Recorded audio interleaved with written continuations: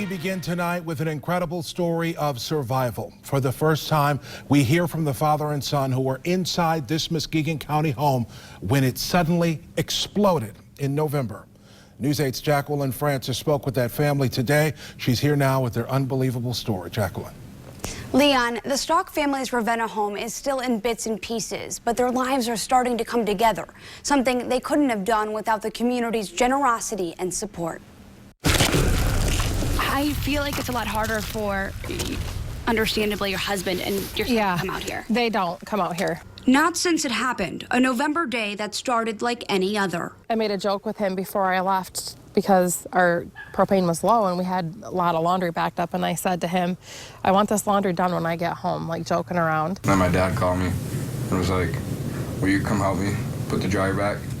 And so I got home and hooked the dryer up and we turned it on and just blew up. The next thing I know, my whole house is on top of me.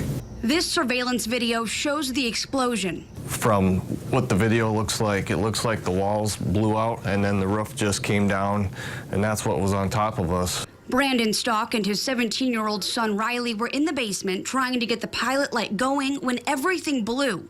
Their dog escaped, but the two were trapped inside. I accepted that I was gonna die or I was dead. Then 30 seconds later I heard a voice in my head and I was like, no, you gotta keep moving.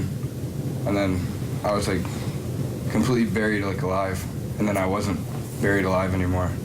And all of a sudden I could get out, and I was climbing my way out towards the light. Once out, he began frantically searching for his dad. And all of a sudden his hand got through, and I was trying to pull him, but I couldn't, and my hands were just all bloody and skin was just hanging off, and they're just all burnt.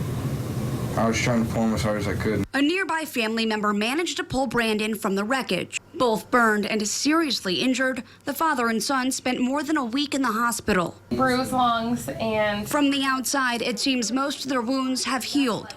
But inside, it's hard to forget the trauma. It's so hard on everybody to deal with just this. This is what's left of our lives. That flower was on the outside of our house. Brandon's wife, Amy, took me back to the place they once called home. Although the rest of the family wasn't there when it happened, the afterboom has taken a toll on everyone, including their then 8 months pregnant daughter. Nearly 2 months and one grandbaby later, Amy says it's the community's support that's gotten them through. Immediately, the community just came together and really blessed us in a huge way. The box that was in our basement. But rummaging through the rubble, she's reminded of all the things that can't be replaced. My dad every day brings over little bits and pieces of things that he finds. He comes over all the time, because he knows how much it means to me to have things that we lost, even if they're not intact, just to have them for memories. The day of the explosion, the Stocks were in the process of getting a natural gas line hooked up to their house. That day, they also had their propane tank filled. Exactly what caused the explosion is still under investigation, although the family tells me by next week they should be able to start the rebuilding process. In studio, Jacqueline Francis, News 8.